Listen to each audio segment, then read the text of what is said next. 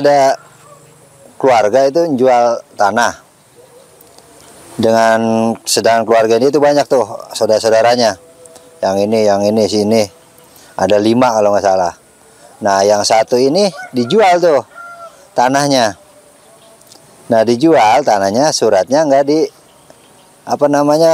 surat pajaknya nggak diurus. Jadi pajaknya masih nyatu sama yang saudara 5 ini. Nah, dengan sekian puluhan tahun lah, itu dia nggak pernah bayar pajak tuh. Emang surat mah ada, surat AJB atau apa gitu. Cuma untuk SPPT pembayaran pajaknya dia nggak diurus, masih bareng-bareng sama ini. Dan dia nggak pernah membayar karena tanah yang dia pernah beli ini nggak pernah ditempatin. Nah, sekian puluhan tahun dia balik ke situ mau ngambil tanahnya.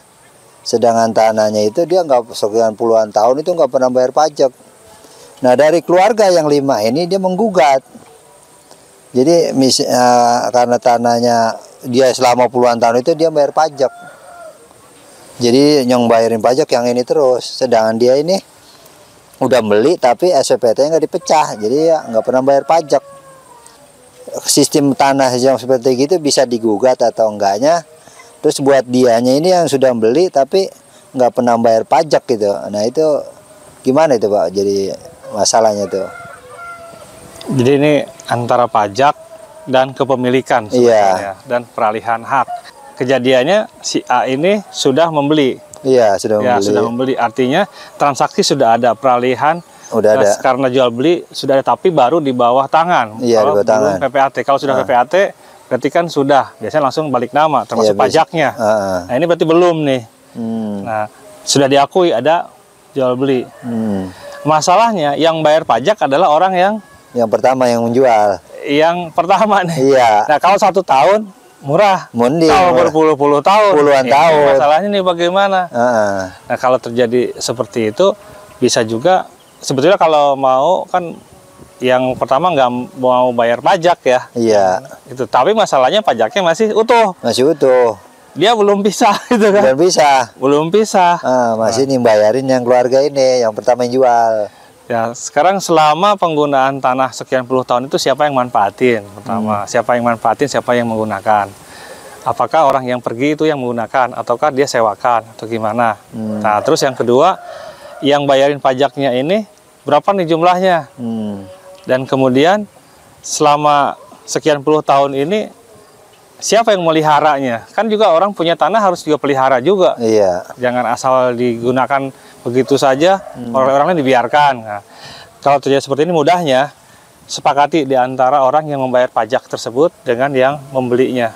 Nah, jangan sampai nanti si yang bayar pajak ternyata jumlah pajak yang dia bayarkan sama dengan harga tanahnya. Nah, ini kan lain lagi cerita tuh. Kalau udah berpuluh-puluh tahun. Iya. Ya biasanya kan begitu Pak. Jadinya karena puluhan tahun jadi beranggapan wah sekian puluh juta gitu. Nah, ini jumlah. Nah, sepakati nih. Kalau bisa setelah disepakati nanti diputuskan bagaimana tentang penggantian pajaknya.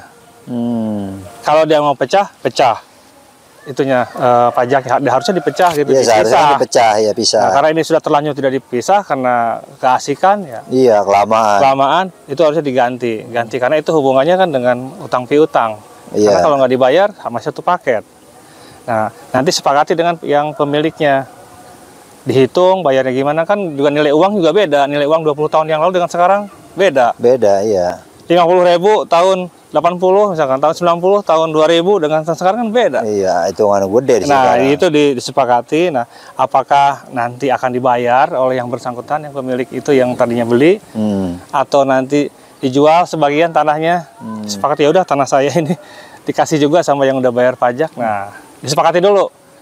Atau bagaimana nih kalau tidak sepakat, mungkin karena kesel nggak mau diganti atau gimana, jual aja tanahnya atau ditukar, ya, silakan sepakati. Nah, kalau sudah disepakati, kesepakatan itu misalkan pemilik tanahnya ya udah saya kurangilah tanah saya karena saya tidak bayar pajak dan juga saya sudah menitipkan dan sudah merugikan orang lain.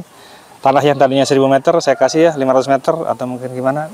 Kemudian yang bayar pajak mau nerima, ya udah diatur. Kalau nggak mau nerima, sepakati pokoknya intinya.